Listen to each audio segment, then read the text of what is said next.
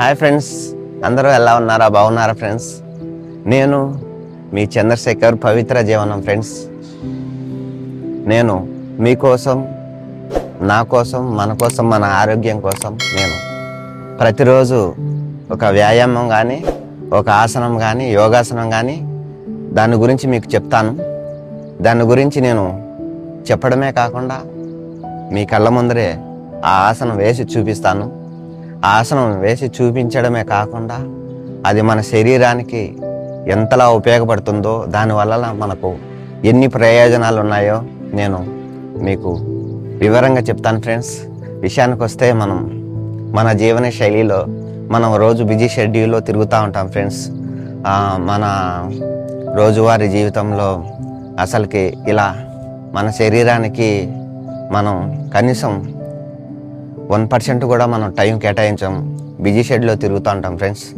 మనం ఎంత సంపాదించినా, ఏం చేసినా, ఏం తిన్నా ఈ శరీరం కోసమే కదా ఫ్రెండ్స్. అంటే మనం ఎన్ని కోట్లు లక్షలు సంపాదించినా కానీ మనం ఈ శరీరం బాగలేనప్పుడు ఎంత డబ్బు ఉండి ఎందుకు ఫ్రెండ్స్ చెప్పండి? నిజమా కదా?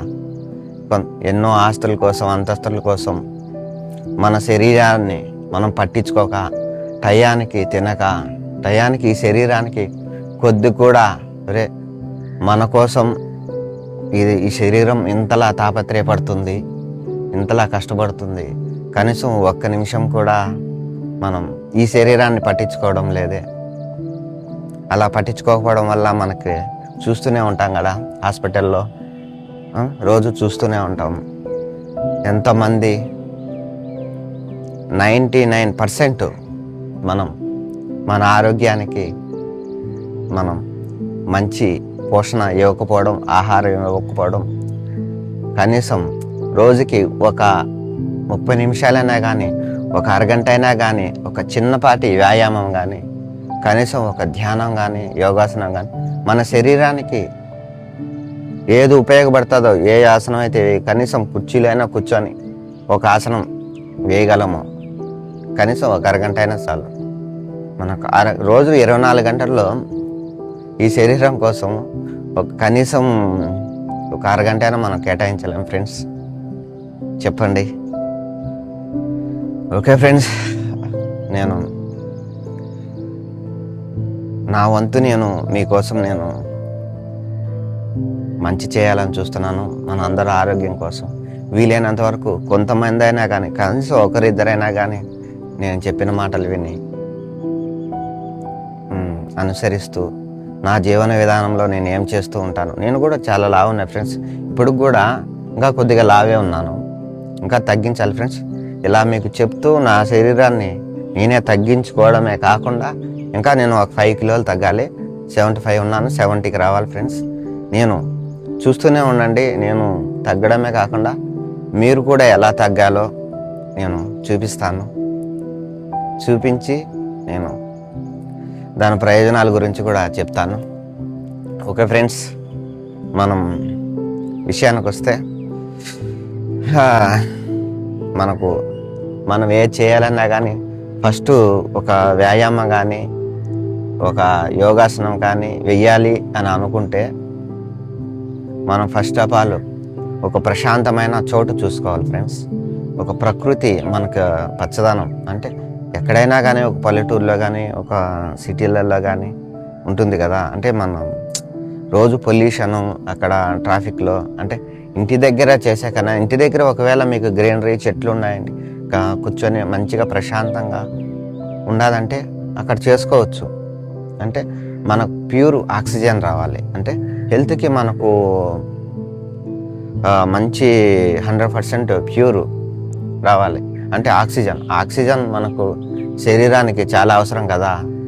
మనకు ప్యూర్ కనీసం ఇప్పుడుండే పొల్యూషన్లో మనకు ఈ వెహికల్ వల్ల, మనం చేసే పొల్యూషన్ వలన, మన చేతులారా మనం చేసే ఈ వాయు కాలుష్యం, దానివలన మనకు ఈ ప్యూర్ ఆక్సిజన్, మనకు స్వచ్ఛమైన వాయు గాలి దొరకపోవడం వలన మనం దానివలన మనం చాలా అనారోగ్యాలకు గురవుతున్నాం. అంటే ఇది మెయిన్ ఫస్ట్ ఆఫ్ ఆల్ గాలి.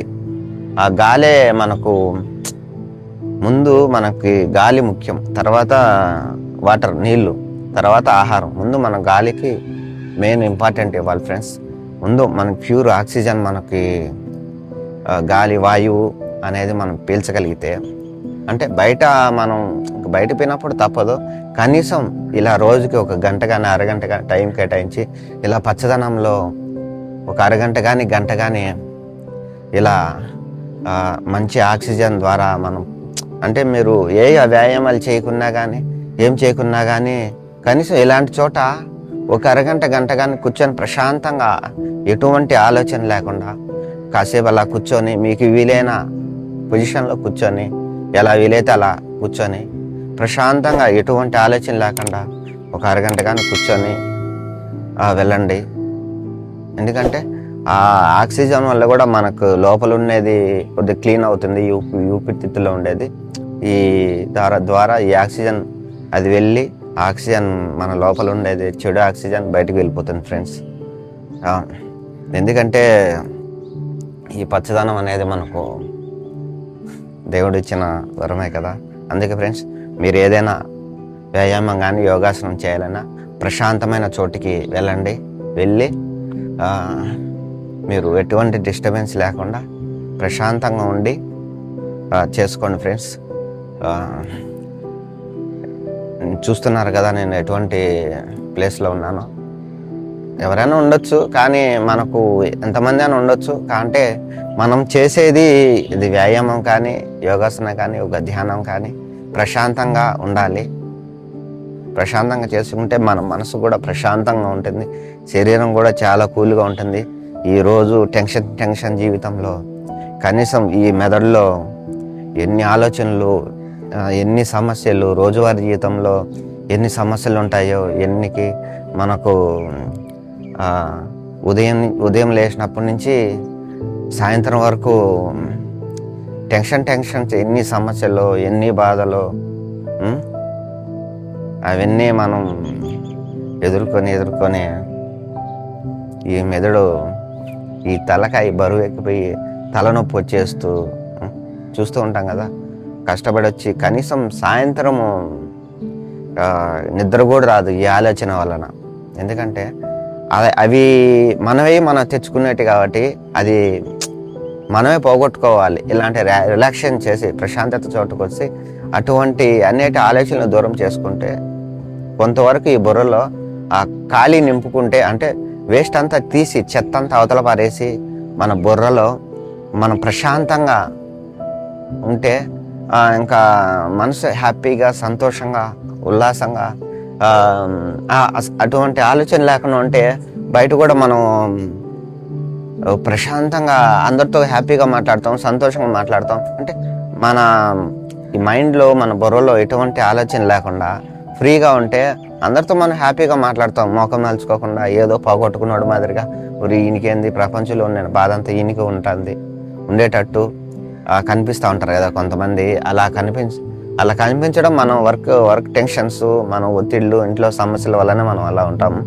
అలాంటి సమస్యలు మనం వీలైనంత వరకు అవి అందరికీ ఉంటాయి. సమస్యలు ఏం నాకు లేవా, ప్రపంచంలో అందరికీ ఉంటాయి. కానీ అవి ఎక్కువగా తీసుకోకుండా, వాటి వలన ఎక్కువగా మనం గురి కాకుండా, అంటే టెన్షన్ తీసుకొని మన హార్ట్ అటాక్స్, బీపీ వచ్చేసి ఎక్కువ అది శరీరం ఎక్కువ బీపీ తీసుకొని హై టెన్షన్ వచ్చేస్తుంది కదా. అంటే ఎక్కువ కంగారు పడిపోతాం. అలా కంగారు పడిపోవడానికి కారణం మనం ఆలోచించే విధానం కదా. అలాంటి ఆలోచనలు మనకు వచ్చినా కూడా అది వచ్చి కూడా మనం వచ్చి ఒక బుల్లెట్ వచ్చి తగులుతుంది. సాధారణంగా ఇలా ఉంటే అది బుల్లెట్ తగిలి చచ్చిపోతాం కదా. అదే బుల్లెట్ ప్రూఫ్ ఉంటే మనం కాల్చితే ఆ బుల్లెట్ లోపలికి వెళ్ళదు కదా. అలాగే మన చెడు ఆలోచనలు అనేటివి ఒక బుల్లెట్ లాంటివి. అవి మన మైండ్లోకి వెళ్ళకుండా ఉండాలంటే మనం బుల్లెట్ ప్రూఫ్ వేయాలి కదా. అది బుల్లెట్ ప్రూఫ్ ఏమిటంటే మన ధ్యానమే మన బుల్లెట్ ప్రూఫ్. మన యోగాసనాలు, మన వ్యాయామాలు, మన వర్కౌట్లు, ఒక వాకింగ్ కానీ అవి మన శరీరానికి బుల్లెట్ ప్రూఫ్లా పనిచేస్తాయి. ఇటువంటి సమస్యలన్నీ మన దరికి చేరికి వచ్చినా కానీ వాటికి మనం ఎంతవరకు ఎదుర్కోగలము, మనం దానివల్ల టెన్షన్ తీసుకోకూడదు. అంటే ఒకవేళ వచ్చినా కానీ మానసికంగా వాటిని తట్టుకునేంత శక్తి మన చేతుల్లోనే ఉంది. మనం ఇలాంటివి చేయడం వలన మనకు అంత శక్తి లభిస్తుంది. అంటే ఇది నేను చెప్పింది కాదు, మీరు చెప్పింది కాదు, ఎవరు చెప్పింది, మన పూర్వీకుల నుంచే ఇవి మన చరిత్రలో ఉన్నాయి, మన గ్రంథాల్లో ఉన్నాయి. పెద్ద ఋషులు యోగులు చేస్తూ ఉంటారు కదా ధ్యానం, చూస్తూ ఉంటారు కదా కాశీలో, అక్కడంతా ఉంటారు కదా. వాళ్ళంతా ధ్యానం చేసి ఎన్నో ఏళ్ళ నుంచి, కొన్ని సంవత్సరాల నుంచి కనీసం నీళ్లు ఆహారం లేకుండానే వాళ్ళు అట్లా ధ్యానంలో ఉండిపోతారు దేవుణ్ణి స్మరించుకుంటూ. మరి అంత శక్తి ఎక్కడి నుంచి వచ్చింది చెప్పు? అది మనం చేసే ధ్యానంలోనే అంత శక్తి వస్తుంది, అంత పవర్ ఉంటుంది. అంటే మన సినిమాలలో చూస్తుంటాం కదా, అట్లే ఒక ఆసనంలోనే కూర్చొని దేవుని కోసం ఒక యజ్ఞం, ఒక తపస్సు చేస్తారు. ఆ తపస్సు కొన్ని సంవత్సరాలు, కొన్ని ఏళ్ళు, కొన్ని యుగాలు కూడా ఈ రావణాసుడు అలాంటి వాళ్ళు కొన్ని వందల సంవత్సరాలు వాళ్ళు ఇలా చేశారు. ఆ దేవుని స్మరించుకుంటూ వాళ్ళ దేవుడు ప్రత్యక్షం కావాలని వాళ్ళ యజ్ఞం చేసి తపస్సు చేసి దేవుని ప్రత్యక్షం అయ్యేలా కోరుకున్నారు. అవన్నీ జరిగినాయి. మన చరిత్రలో మనం చూస్తూ ఉంటాం కదా, మన పుస్తకాలలో మహాభారతంలో చదువుకుంటాం కదా. అవన్నీ నిజాలే కాబట్టే మన భారతీయ సంస్కృతి అనేది చాలా గొప్పది. ఏ దేశానికి కూడా మనకున్నంత చరిత్ర లేదు, మనకున్నంత సంస్కృతి లేదు. కానీ మనం ఈరోజు ఆ చరిత్ర, సంస్కృతి, ఆ సాంప్రదాయాలు మనం పూర్తిగానే వదిలేస్తూ మనం కూడా విదేశాల్లో వాళ్ళ మాదిరిగా మన కట్టుబట్టలు కానీ, మనం ఫాలో అయ్యేది కానీ, కనీసం మనం ఇప్పుడు నేను మాట్లాడుతున్నాను, కనీసం నేను మాట్లాడే దాంట్లో ఒక 50% ఇంగ్లీషే వస్తుంది చూడండి. అంటే నేను ఇంగ్లీష్ యాక్చువల్గా మాట్లాడొద్దు అని అనుకున్నా కానీ అది వచ్చేస్తుంది. కనీసం మీకు ఒక నిజం చెప్పాలంటే, చాలా వరకు ఇంగ్లీష్లో వచ్చే పదాలకు తెలుగులో కూడా అర్థం తెలియడం లేదు. నాకు కూడా తెలియదు, ఎందుకంటే పెద్దవాళ్ళు తెలుగు పండితులు ఉంటారు చూడు, వాళ్ళకైతే బాగా అర్థం తెలుగు. కొన్ని పదాలకి, వర్డ్స్కి అర్థాలు మనకు కూడా తెలియదు. మనం అట్లా ఉన్నాం. మరి మన జనరేషన్ అట్లా ఉంది. మనం పూర్తిగానే మనం మాట్లాడే భాష నుంచి వాడుక భాషలోకి మనం చాలా వెళ్ళిపోయినాం దరిద్రంగా. అది అనేది కానీ మన మాతృభాష అనేది రాను అసలుకి ఇప్పటికే చాలా వరకు 50% వరకు ఎగిరిపోయింది, లేచిపోయింది. మనం చదివే స్కూళ్ళ వల్ల మనం పిల్లల్ని ఫస్ట్ క్లాస్ నుంచి, నర్సరీ నుంచి జరిపించి అప్పటి నుంచి కూడా వాళ్ళకి ఇంగ్లీషే నేర్పించాలి, ఇంగ్లీష్లో గొప్పగా రాణించాలి. మన తెలుగు రాకపోయినా కానీ పర్లేదు, కానీ ఇంగ్లీష్ మాత్రం పూర్తిగా రావాలి. ఎందుకు ఇంగ్లీష్ నేర్చుకొని ఏం చేయాలి చెప్తానా? ఇంగ్లీష్ ఎందుకు ఫస్ట్ ఆఫ్ ఆల్ నేర్చుకుంటున్నారంటే చెప్పనా? ఇంగ్లీషు ఈ విషయం నేను చెప్పేది అంటే, నేను ఫస్ట్ చేసింది వేరు, ఇప్పుడు వచ్చేదంటే ఇది అవసరం కాబట్టి నేను చెప్తున్నాను. తర్వాత అదిగా నేను చూపిస్తాను కంపల్సరీ, ఓకేనా? వేసి ఖచ్చితంగా చూపిస్తాను, ఈ వీడియోలోనే మీకు చూపిస్తాను. విషయానికి వస్తే, ఇంగ్లీషు పిల్లల నుంచి మనం మాట్లాడే భాష, మాతృభాష చాలా వరకు మన మాతృభాష కాదు, మన భారతదేశంలో కొన్ని 2000కి పైనే భాషలు ఉన్నాయి. అంటే కొన్ని లిపిలు అనేటివి చాలా వరకు ఉన్నాయి, కేవలం మాట్లాడతారు. కానీ లిపి ఉన్న భాషలు కొన్ని ఉన్నాయి. ఆ లిపి ఉన్న భాషలు కూడా చాలా వరకు ఈ తెలుగు కానీ, తమిళం కానీ, మలయాళం కానీ, కన్నడ కానీ ఉంటాయి కదా.